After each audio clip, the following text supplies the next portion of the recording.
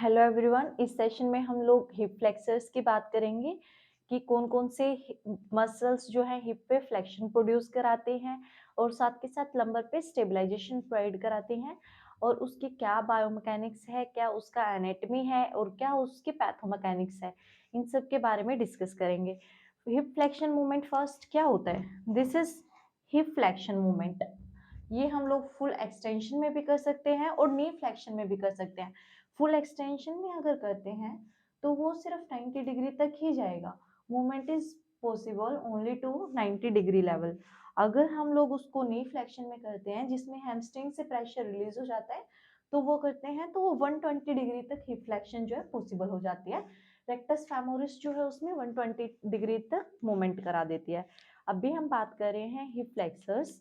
Hip flexor is a flexion movement जिसमें जो leg है वो एंटीरियरली जाता है। तो हिप फ्लेक्शन कराता कौन कौन है? psoas मसल,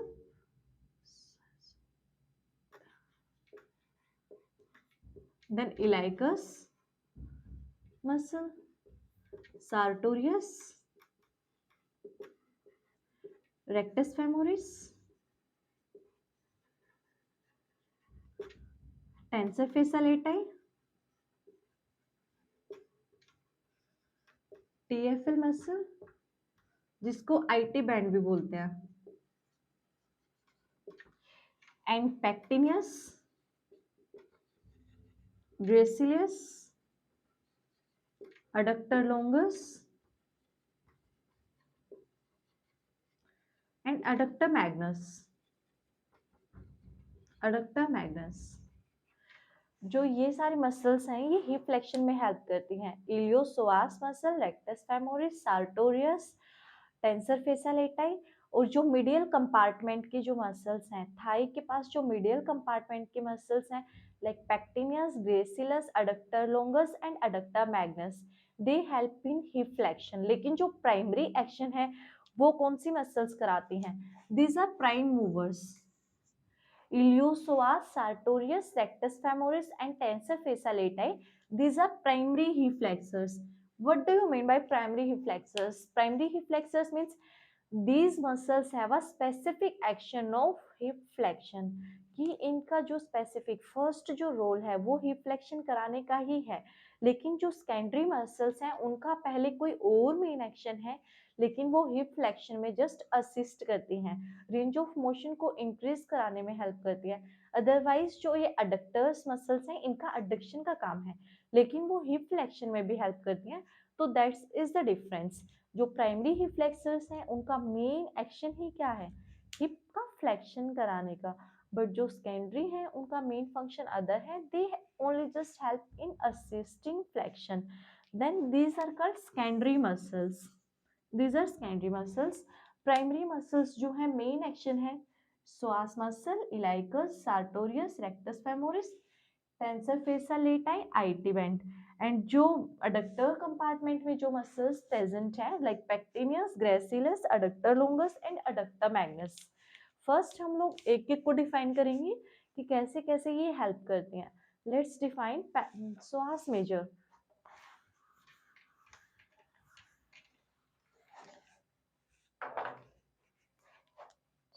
psoas मेजर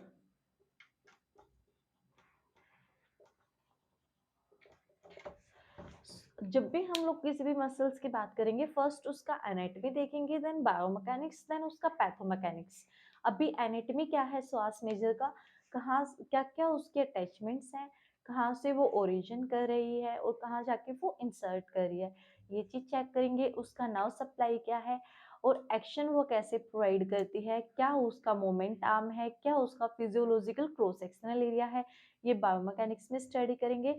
और पैथोमैकेनिक्स में देखेंगे कि इसकी वीकनेस होने की वजह से, inability, efficiency of muscles decrease करने की वजह से क्या क्या दिक्कतें आती हैं, वो सब कुछ डिस्कस करेंगे।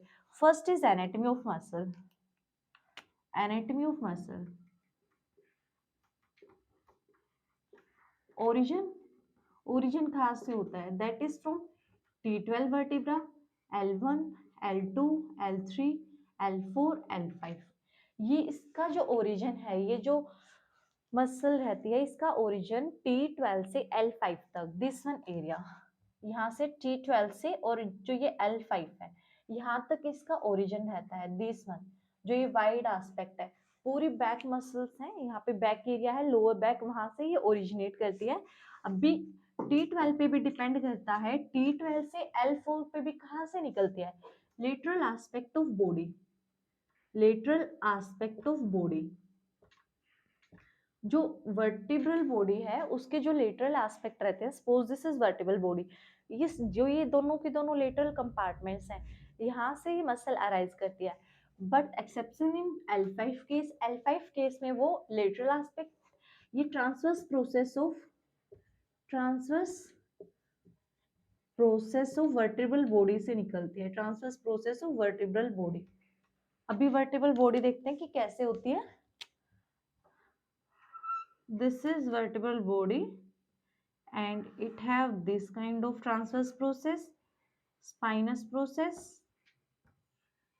अभी श्वास में से कैसे कैसे निकलती है, फर्स्ट हम लोग बात करेंगे T12 से L4, जो ये लेटरल एस्पेक्ट है बॉडी का, दिस वन यहाँ से कौन सी मसल अराइज करती है, श्वास मेजर, इन केस ऑफ, ये जो निकलता है इन केस ऑफ T1 से L4 तक। लेकिन L5 में क्या है, जो ये ट्रांसवर्स प्रोसेसेस हैं, दिस वन जो ये दोनों साइड ट्रांसवर्स प्रोसेसेस हैं, यहाँ से जो मसल है वो अराइज करती है।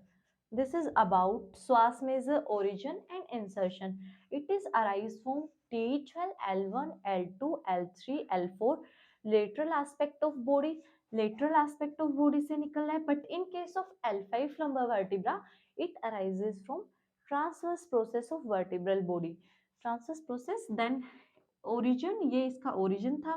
देन बात आता है अटैचमेंट का, अटैचमेंट इसकी कहाँ जाके होती है, दिस इज फीमर बोन, यहाँ पे इसका ग्रेटर ट्यूबरकल रहता है, ग्रेटर ट्रोकेंटर रहता है, यहाँ पे लेसर ट्रोकेंटर रहता है, मीडियल एस्पेक्ट साइड इसका लेसर ट्यूबरकल रहता है। तो ये जो मसल है ये आके यहाँ पे इंसर्ट करती है, this one muscle inserted here, ये जो फीमर का जो लेसर ट्रोकेंटर है इस पे जाके इंसर्ट करती है। This is about anatomy of a muscle. And then first इसका अटैचमेंट था, कहाँ से, T12 से L5, T12 से L4, this is originate from lateral aspect of body and in case of L5 it is originated from transverse process of lumbar vertebra, then its insertion site is on the femur bone, lesser trochanter. Then now supply, which now is going to supply this one, L1 to L3 now fibers, L1, L2 and L3, these now fibers supply the muscle action, ये सब supply करते हैं muscles के action में, L1, L2, L3। This is about anatomy, then study about pathomechanics, कैसे कैसे muscles जो है वो एक्शन परफॉर्म करती है। एनाटॉमी में मसल्स में क्या होगा, it is a primary hip flexors of chiefly hip flexors. Then about पैथोमैकेनिक्स,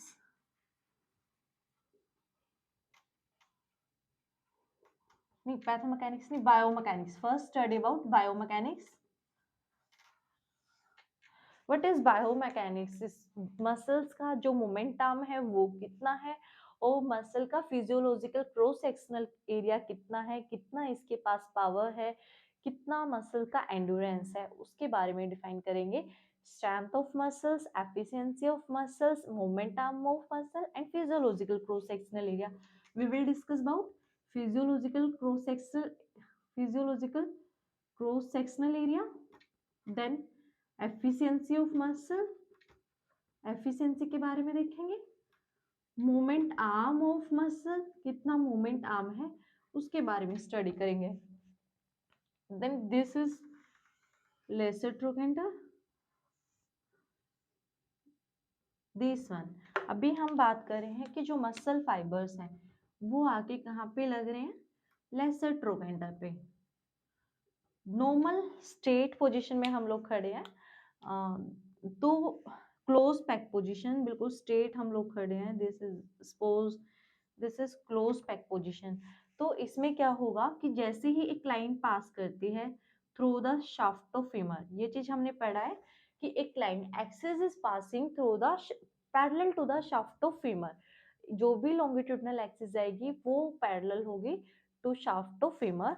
then हम लोग इसका मोमेंट बात करते हैं, मोमेंट आर्म की बात करते हैं। ये जो इसका मोमेंट आर्म है, सेंटर ऑफ पॉइंट से जहाँ पे इसका अटैचमेंट है, this will be the working of moment arm. इसका जो मोमेंट आर्म है इज वेरी लेस, बहुत ज्यादा लेस है। अगर किसी मसल्स का मोमेंट आर्म लेस है, it means efficiency of a muscle is also low. But ये मसल तो हम बात कर रहे हैं कि it is a primary hip flexor, और ये सबसे ज्यादा ग्रेटर कंट्रीब्यूशन जो है श्वास मेजर का रहता है। How is it that possible? अगर मोमेंट आर्म इसका लो है तो ये मसल्स एफिशिएंटली वर्क कैसे कर सकती है? Because of its physiological cross sectional area. क्योंकि जो मसल है, हमने अभी अभी स्टडी किया कि T12 से L5 तक ये मसल का ओरिजिन है, पूरा ये बैक को कवर कर रही है। It means it have a great physiological cross-sectional area. If physiological cross-sectional area is large, then the muscle can contribute and efficiently produce the action. तो muscle strength जो है वो decrease कर जाता है, वो सॉरी इंक्रीज कर जाता है। If moment arm is less, but फिर भी मसल्स जो है अच्छे से परफॉर्म कर पा रही हैं, वो किस वजह से? Because they have a very large cross sectional area. जो मसल्स का एरिया गर्थ है वो बहुत ज्यादा है। मोमेंट आर्म चाहे बेसिक स्मॉल हो, लेकिन उसका जो फिजियोलॉजिकल क्रॉस सेक्शनल एरिया है वो बहुत ज्यादा है, जिसकी वजह से मसल्स एफिशिएंटली और ज्यादा स्ट्रेंथ प्रोवाइडिंग काम करती है। This is about muscle strength. अब भी बात करेंगे, ये हमने नॉर्मल फुल इरेक्ट पोजीशन में बात किया, मोमेंट आर्म कम होता है। लेकिन जब हम लोग हिप फ्लेक्शन एक्टिविटी करते हैं, हिप को फ्लेक्स करके फिर हम लोग एक्टिविटी करते हैं, तो श्वास मेजर और भी अच्छे से वर्क करती है, फिर उसके पास ज्यादा ग्रेट कैपेसिटिंग पावर आती है। तो उसमें क्या रहेगा वो डिस्कस करेंगे। उसमें मोमेंट आर्म भी इंक्रीज कर जाएगा, और ऊपर से फिजियोलॉजिकल क्रॉस सेक्शनल एरिया भी ज्यादा है, तो मसल्स और भी एफिशिएंटली वर्क करेंगी। ये हम लोग क्लोज पैक पोजीशन या बायलेटरल स्टांस पोजीशन की बात कर रहे थे, जिसमें मोमेंट आर्म लेस था। अब भी स्टडी करेंगे। Suppose this is to work, ये मसल है नॉर्मली, तो ये मोमेंट आर्म कितना हो गया? It's very low. Moment arm this one बहुत छोटा सा है। लेकिन तब हम लोग बात करते हैं if it is going into hip flexion, अगर ये फ्लेक्शन में जा रहा है, hip is going into flexion, ये चीज अगर ऐसे चली जाती है, दिस वन अगर ये ऐसे चली जाती है, तो जो ये मूवमेंट आर्म है मसल का, दिस वन, अभी जो इसके अंदर से जो पैरेलल शाफ्ट ऑफ फीमर है, यहाँ पे जो मोमेंट आर्म है वो इंक्रीज कर गया है। अभी फिजियोलॉजिकल क्रॉस सेक्शनल एरिया भी ज्यादा है। ये था बायलेटरल स्टांस में, बायलेटरल स्टांस या close pack position, close pack position जिसमें डिस्टल्स एंड कंप्लीटली फिक्स्ड है। अभी हम बात करें hip flexion, slight hip flexion है, हिप पे फ्लेक्शन है, तो जो मूवमेंट आर्म है मसल्स का वो इंक्रीज कर रहा है। साथ के साथ इट है also greater physiological cross sectional area. It means ये मसल्स और भी एफिशिएंटली वर्क कर सकते हैं, इनके अंदर और भी ज्यादा पावर है। देन हम लोग बात करेंगे इससे भी बियॉन्ड, अगर हिप फ्लेक्शन में चला जाता है, दिस वन, जो ये मसल्स यहाँ पे वर्क कर रही हैं और जो इसका फिजियोलॉजिकल क्रॉस सेक्शनल एरिया है, दिस वन, ये इससे भी और भी ज़्यादा इंक्रीज कर गया है। तो ये मसल्स जो है, जब हम लोग कार ड्राइविंग करते हैं तो उस टाइम पे क्या होता है, सीटिंग पोजीशन है, उस टाइम पे ऑलरेडी हिप फ्लेक्शन में है, और तब जो ये मूवमेंट करते हैं तो ये सबसे ज़्यादा मूवमेंट इफेक्टिवली होता है। सिटिंग पोजीशन में अगर बैठे हैं तो उस टाइम पे जब हम लोग फ्लेक्शन कराते हैं वो और भी ज़्यादा ग्रेटर डिग्री तक जाता है। तो ये कौन कराता है? ये लाइक श्वास मसल्स, श्वास मसल्स कंट्रीब्यूट करते हैं। This is about physiological cross sectional area और एफिशिएंसी ऑफ मसल्स। जैसे जैसे हम लोग एक क्लोज पैक पोजीशन में जाते जाएंगे, मोमेंट आर्म डिक्रीज करता जाएगा। लेकिन वो हम लोग श्वास में खुद में कंपेयर कर रहे हैं, वो फ्लेक्शन में अगर हिप है तो और भी ज़्यादा अच्छे से एफिशिएंटली वर्क करिए। लेकिन अगर वो क्लोज पैक पोजीशन में है तो उसका थोड़ा-सा वर्क जो है वो कम हो जाता है। अभी हम लोग बात करेंगे कि इसकी एक्टिविटी अब कब और ज़्यादा इंक्रीज़ कर जाते हैं, तब एक सब्जेक्ट जो है चेयर पे है या सेडेंटरी लाइफ़स्टाइल है, वो सिटिंग में है, सिटिंग के टाइम पे ही फ्लेक्शन कराते हैं। हिप फ्लेक्शन ऑलरेडी रहता है, तो उससे बियॉन्ड अब अगर हिप फ्लेक्शन कराते हैं तो इसका और भी ज़्यादा ग्रेटर पावर रहता है, और ज़्यादा एफिशिएंटली जो है ये मसल्स काम कर पाती हैं। सेकंड थिंग, इसके पास और क्या-क्या एक्शंस हैं। फर्स्ट हम लोग एक्शंस के बारे में ही डिफाइन करेंगे। फर्स्ट इज हमने डिस्क्राइब कर लिया, फ्लेक्सर ऑफ हिप ये है। सेकंड, पहले जो स्टडीज आई थी उसके अंदर शो होता था that is provide medial rotation, ये मीडियल रोटेशन भी प्रोवाइड करती है। बट जो अभी अभी लेटेस्ट स्टडीज रिवेल हुए हैं, it show that there is no connection of medial rotation by the psoas muscle. There is no totally contribution provided by the psoas muscles because it is lie in the medial compartment. जो lesser tubercle है, lesser trochanter है, sorry, ये खुद ही medial aspect में लाई करता है, Thai के medial aspect में। तो यहाँ पे मीडियल रोटेशन पॉसिबल नहीं है, वो इस मीडियली रोटेटेड तो वो चीज ऑलरेडी है। हाँ, जो फीमर का हेड है और जो शाफ्ट है वहां पे जो लाइकर है, तो यहाँ पे कोई मीडियल रोटेशन ये प्रोवाइड नहीं करता। बट ये लेटरल रोटेशन में स्लाइट लेटरल रोटेशन जब रहता है उसको असिस्ट करने में हेल्प करता है। First is primary action is the hip flexors and second is the lateral rotation. This is about mobility. Mobility में कैसे कैसे हेल्प करता है। Then we will discuss about it stabilisation. Stability ये कैसे प्रोवाइड करती है। स्टेबिलिटी ये जो लंबर स्पाइन है, लंबर स्पाइन और जो थोरेसिक पार्ट है, हम लोगों ने बात किया दिस इज लंबर स्पाइन। अभी जो ये मसल्स है इसके लेटरल एस्पेक्ट से जो है ये निकल रहे हैं, जो मसल फाइबर्स हैं इसके लेटरल एस्पेक्ट से ये मसल निकलता है दोनों साइड से, ऐसे ये ओरिजिनेट करता है। तो it will lead to compressive forces, ये उसके ऊपर कौन सी फोर्सेस एक्सर्ट कर रहा है, साथ में वर्टिबल डिस्क के ऊपर भी compressive forces. This are vertebral disc, this is body, this is also body, vertebral body. जो ये मसल यहाँ से निकल रही है, ये दोनों जो ये वर्टिबल बॉडीज हैं इसके ऊपर कंप्रेसिव फोर्सेस एक्सर्ट करी हैं। कंप्रेसिव फोर्सेस जितनी ज्यादा होंगी वर्टिबल डिस्क के अंदर, उतनी ही कैपेसिटी इंक्रीज कर जाएगी लोड को रजिस्ट करने की, और वहाँ पे ट्रेबिकुलर सिस्टम वेल डेवलप्ड हो जाएंगे। तो जो ये कंप्रेशन क्रिएट करती है, जो ये कंप्रेशन क्रिएट करी है, ये किस में हेल्प करेगा, in ability to resist force, buildup of, इसमें क्या होगा, buildup of trabecular system, trabecular system develop होगा and inbuilt increase in the capacity of to resist load, to resist load.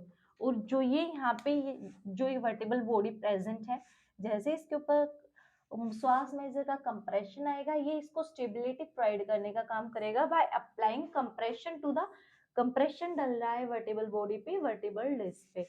और साथ के साथ जब कंप्रेशन डलता है तो स्टडी किया था हम लोगों ने कि ट्रेबिकुलर सिस्टम डेवलप करने लगता है। ट्रेबिकुलर सिस्टम अगर डेवलप कर रहा है वर्टिबल बॉडी में, देन इट मीन्स जब भी कंप्रेशन फोर्सेस हैं तो ट्रेबिकुलर सिस्टम डेवलप करेगा, ट्रेबिकुलर सिस्टम डेवलप करेगा तो density of bone is automatically increases, density जो है बोन का वो इंक्रीज कर जाता है। साथ के साथ जब हमने वर्टिबल डिस्क का स्टडी किया था, जैसे जैसे कंप्रेसिव फोर्सेस वहां पे लगेंगी उसके अंदर रजिस्टिंग कैपेबिलिटी है वो इंक्रीज करेगा, रजिस्टिंग रेजिस्टेंस टू लोड वो चीज इंक्रीज कर जाएगी, ज्यादा से ज्यादा वहां पे कोलाजन टाइप फाइबर्स जो है इंक्रीज करने लगेंगे और रजिस्टिंग कैपेबिलिटी बढ़ जाएगी। This is about stabilization role, कैसे कैसे ये स्टेबिलिटी प्रोवाइड करता है। Then we will discuss about its anatomy. Then normally बात करेंगे इसका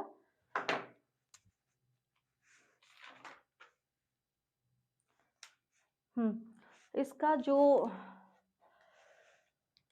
अभी हमने एनाटॉमी डिस्कस किया, देन बायोमैकेनिक्स, इसका पाल्पेशन, इसको हम लोग पाल्पेट कैसे करेंगे? ये बैक के अंदर डीप बैक मसल्स हैं और एब्डोमिनल कैविटी में बहुत डीप लाई करती है, तो इनका पाल्पेशन पॉसिबल नहीं हो पाता है।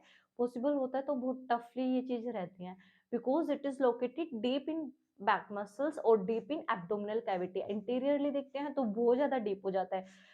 फर्स्ट सबक्यूटेनियस फैट आएगा, देन ऑर्गन्स आएँगे, फिर उसके बाद रेक्ट जो एब्डोमिनलिस मसल्स हैं वो आएँगे, फिर क्या रहेगा?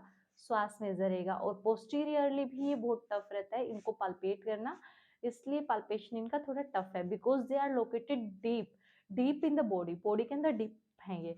अब भी क्या चीज़ है डिस्कस किया, जब हम लोग गेट में रहते हैं, अब इसका पैथोमैकेनिक्स में क्या है, नॉर्मली गेट के टाइम हम लोग फील नहीं कर पाएंगे कि हिप फ्लेक्शन की एक्टिविटी इंक्रीज्ड है या डिक्रीज्ड है, बिकॉज तब गेट में हम लोग होते हैं, चल रहे होते हैं। चलते टाइम क्या होता है कि सिर्फ हम लोगों को हिप पे कितना कितना एक्टिविटी चाहिए होता है, हिप फ्लेक्शन का कितना रिक्वायरमेंट है, ओनली टू 20 to 30 डिग्री, 20 से 30 डिग्री तक की हम लोगों को हिप फ्लेक्शन रिक्वायर्ड होती है ड्यूरिंग वॉकिंग। अगर हमें एनालाइज करना है that patient is having that efficiency of muscle श्वास मेजर इज डिक्रीजेस, या जो वीकनेस है श्वास मेजर का, तो उसके लिए क्या करना होगा, पेशेंट को या सब्जेक्ट को चेयर पे बिठाएंगे, फिर उसको बोलेंगे रेजिस्टेंस अप्लाई करके कि आप पैर को उठाओ, पैर को ही इज अनेबल टू रजिस्ट, अगर वो उस चीज को बैलेंस नहीं कर पा रहा है और नहीं उठा पा रहा है, then there is weakness of psoas major.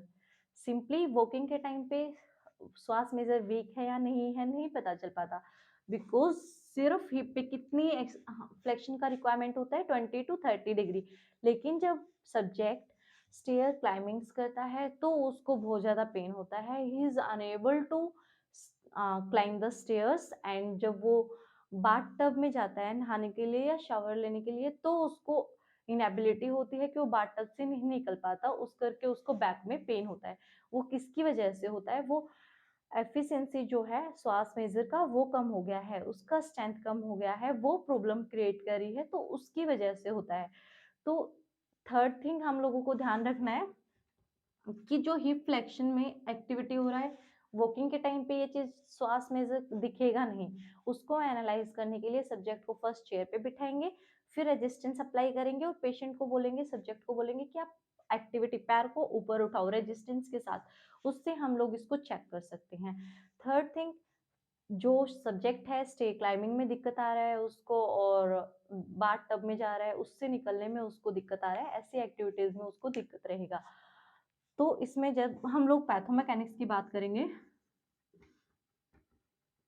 या तो श्वास का क्या हो सकता है, वीकनेस हो सकती है, या फिर उसकी जो है टाइटनेस हो सकती है।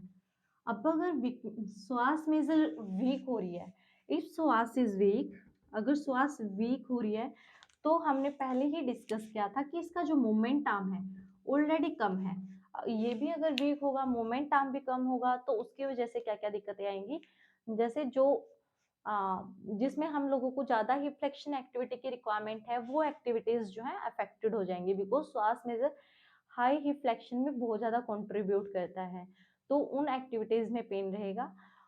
सपोज एक पेशेंट आ रहा है, हम उसको हर चीज का ट्रीटमेंट दे रहे हैं, लाइक SWD भी दिया, उसको ट्रैक्शन भी अप्लाई किया, टेंस भी अप्लाई किया, वो साथ में एनासिड्स भी ले रहा है, लेकिन फिर भी उसका जो रिहेबिलिटेशन है वो अच्छा नहीं हो रहा है, उसका बैक पेन रिलीव नहीं हो रहा है। अभी क्या जो प्रॉब्लम है, किस वजह से वो ठीक नहीं हो रहा है, इट इज बिकॉज ऑफ श्वास में। सपोज अगर वो उसके बाद ड्राइविंग भी करता है साथ के साथ, जैसे ही वो सिटिंग में है और बार बार वो कार ड्राइविंग पे है, तो कभी वो एक्सेलरेटर के ऊपर पैर पुट करता है और कभी वो ब्रेक के ऊपर जो है पैर को पुट करता है, तो जो एक्सेलरेटर पे पैर रख रहा है और ब्रेक पे पैर रख रहा है, तो वहाँ पे बहुत ज्यादा ही फ्लेक्शन एक्टिविटी रहता है, और उस चक्कर में श्वास मेजर को बार बार वर्क करना पड़ता है। अगर वो बार बार वर्क करेगी तो वो वर्टिबल बॉडीज पे कंप्रेशन डालेगी, ऑलरेडी पेशेंट को पेन है और उसका पेन और भी ज़्यादा इंक्रीज कर जाता है। अगर आपके क्लिनिक पे कोई पेशेंट आ रहा है, तो आपने हर ट्रीटमेंट करके देखा है और पेशेंट जो है उसका ऑक्यूपेशन ऐसा है कि उसको ड्राइविंग करना पड़ता है, तो उसको बोलो थोड़ा रेस्ट लो और जो ड्राइविंग है उसको अभी रहने दो, बिकॉज अगर आप ड्राइविंग करोगे तो हिप ऑलरेडी फ्लेक्शन में है, सिटिंग में हिप पे ऑलरेडी फ्लेक्शन है। जब आप पैर को उठाते हो ब्रेक अप्लाई करने के लिए, एक्सेलरेशन के लिए, तो उसमें हिप पे और ज़्यादा फ्लेक्शन एक्टिविटी होता है, और वो और ज़्यादा जो है हिप फ्लेक्शन एक्टिविटी को इंक्रीज कर रहा है, तो उससे वर्टिबल बॉडी पे ज़्यादा कंप्रेशन फोर्सेस हैं, वो ही आपके पेन को एग्रीवेट कर रहा है। तो हम लोग उसको और भी अच्छे से इवालुएट कर सकते हैं क्लिनिकली। क्लिनिकली हम लोग इसको फर्स्ट रिलीज कराएंगे और इसकी स्टैंडिंग कराएंगे। टाइट है तो उसकी रिलीजिंग कराएंगे, अगर वीक है तो उसका स्टैंडिंग कराएंगे। This is about weakness. Then हम बात करते हैं टाइटनेस का। अगर जो इलियोश्वास टाइट हो जाती है तो inability to muscles to perform hip flexions effectively, hip flexion completely नहीं हो पाएगा। और उसके साथ साथ जो ये जो पेल्विस है वो एंटीरियरली टिल्ट कर जाएगा। जैसे जैसे ये टाइट होंगी हिप फ्लेक्शन, जो श्वास मेजर है अगर ये टाइट होती है तो जो पेल्विस है वो एंटीरियरली टिल्ट कर जाएगा। अगर पेल्विस एंटीरियरली टिल्ट कर रहा है तो लंबर पे क्या होगा, लंबर इमीडिएटली जो है वो लंबर लोडोटिक में आ जाएगा, और लंबर में एक्सटेंशन आएगा एज ए कंपनसेटरी मूवमेंट, ताकि बॉडी को वो स्टेबलाइज करे। अभी बॉडी एक फंक्शनल चेन की तरह वर्क करती है। अगर एक जॉइंट अफेक्ट हो रहा है तो सडनली उसके आसपास वाले जॉइंट भी अफेक्ट होंगे। अगर श्वास टाइट है, वो एंटीरियर पेल्विक टिल्ट करा रही है, तो उसी के चक्कर में क्या होगा, लंबर एक्सटेंशन में चला जाएगा और वहां पे लंबर लोडोटिक का इंक्रीज मिलेगा। ये मोस्टली प्रॉब्लम्स किस में आती हैं, जो लंबे टाइम तक सीटिंग में रहते हैं, जिनका सेडेंट्री लाइफस्टाइल है, जो ऑफिशियल वर्क है फुल डे चेयर पे करते हैं, तो उसमें पूरा दिन ही फ्लेक्शन पे रहता है। तो पॉसिबिलिटी अगर है तो आप अपनी बॉडी को थोड़ा रिलैक्स करो, लॉन्ग सीटिंग्स को अवॉइड करो। जैसे हमने बात किया if there is tightness of iliopsoas, अभी तो ये क्या करेगा, जो ये लंबर कर्व है, जो ये लंबर कर्व जा रहा है, जो ये लंबर कर्व है इसको इंक्रीज कर देगा, इंक्रीजिंग लंबर लोडोसिस दिखाई देगा। साथ के साथ जो ये हिप पे हमने बात किया था कि यहाँ पे आके जो ये अटैच कर रही है दिस वन, अगर इसका टाइटनेस हो रहा है तो यहाँ पे एंटीरियरली टिल्ट कर जाएगा hip, anterior tilting of pelvis bone, pelvis bone। Normally अगर टाइटनेस है, if there is tightness of iliopsoas, नहीं सॉरी श्वास मेजर, तो क्या होगा, जो पेल्विस बोन है उसके ऊपर एंटीरियर टिल्ट आ जाएगा, it will go into anterior tilt, और उसी की compensatory mechanism, this is compensatory, compensatory body को स्टेबलाइज करने के लिए लंबर पे लोडोसिस आ जाएगा, लंबर जो है एग्रीवेट कर जाएगा और पेशेंट का ये पोस्चर हो जाएगा, this is anterior pelvic tilt, और इसके रिस्पॉन्ड में लंबर एक्सटेंशन में चला जाएगा। साथ के साथ हम लोग बात करें, अगर ये था अडल्ट्स में, लेकिन अगर हम बात करते हैं ओल्डर्स में, तो ये जो एंटीरियर टिल्ट तो आ ही आ रहा है साथ के साथ, और जो लंबर कर्व है ये फ्लैट हो जाएगा, फ्लैटनिंग हो जाएगी, और वो लोग थोड़ा सा ऐसे इस एक्टिविटी में चलेंगे क्योंकि लंबर कर्व उनका जो है वो डिक्रीज कर गया है। अडल्ट्स में लंबर कर्व लोडोसिस इंक्रीज कर जाता है, लंबर एग्रीवेट कर जाता है because of tightness of psoas major, और साथ के साथ जो पेल्विस बोन है वो एंटीरियरली टिल्ट कर जाती है। अडल्ट्स में एंटीरियर पेल्विक टिल्ट है, बट जो उनका लंबर है वो उसका फ्लैटनिंग हो जाएगा। ओवरऑल अब इस डिस्कशन को हम लोग स्टडी करेंगे। अभी तक क्या क्या स्टडी किया, फर्स्ट श्वास मेजर, उसका anatomy, origin is from T12 to L5, insertion is lesser trochanter, nerve supply is L1 L2 L3, muscle action is hip पे फ्लेक्शन प्रोड्यूस कराना, सेकेंडरी लेटरल फ्लेक्शन प्रोड्यूस कराना, third stabilization की अगर बात करते हैं तो ये लंबर वर्टिब्रल और जो T12 है उसको स्टेबलाइजेशन में हेल्प करता है, वो ट्राबिकुलर सिस्टम बिल्डअप करता है, डेंसिटी बोन का इंक्रीज कराने में हेल्प करता है, और जो ये लेटरल फ्लेक्शन है, ये लेटरल फ्लेक्शन भी ये कराता है। लेटरल फ्लेक्शन जो बॉडी का रहता है, स्पाइन का रहता है, लेटरल फ्लेक्शन में भी हेल्प करता है। देन हमने बात किया इसका बायोमैकेनिक्स का, फिजियोलॉजिकल क्रॉस सेक्शनल एरिया बहुत ज़्यादा है लेकिन इसका मोमेंटम स्मॉल है। तो फिर भी वो एफिशिएंटली वर्क कर रहा है because of having greater physiological cross sectional area. अभी बात किया मैकेनिक्स का, तो पैथोमैकेनिक्स में क्या था कि जो मसल्स हैं उसका या तो वीकनेस हो सकता है या टाइटनेस। अगर वीकनेस हो रहा है और श्वास में अगर वीक हो रही है तो कंप्रेशन लोड इंक्रीज करेगी वर्टिबल बॉडीज पे, और बैक पेन जो है वो बहुत ज़्यादा एग्रीवेटेड रहेगा। उसको ठीक करने के लिए फर्स्ट श्वास को आप पेन रिलीविंग कराएंगे, फर्स्ट थिंग। सेकंड, आप श्वास की स्टैंडिंग कराओ, और पेशेंट अगर ड्राइविंग करता है तो उसको बोलो लॉन्ग टाइम आपको सीटिंग में नहीं रहना है और ड्राइविंग को अभी प्रिवेंट करो अगर आपको पेन रिलीविंग चाहिए तो। ये चीज़, अगर वीकनेस हो जाता है तो इसका फ्लैटनिंग या लंबर लोडोसिस इंक्रीज कर जाता है। Thank you.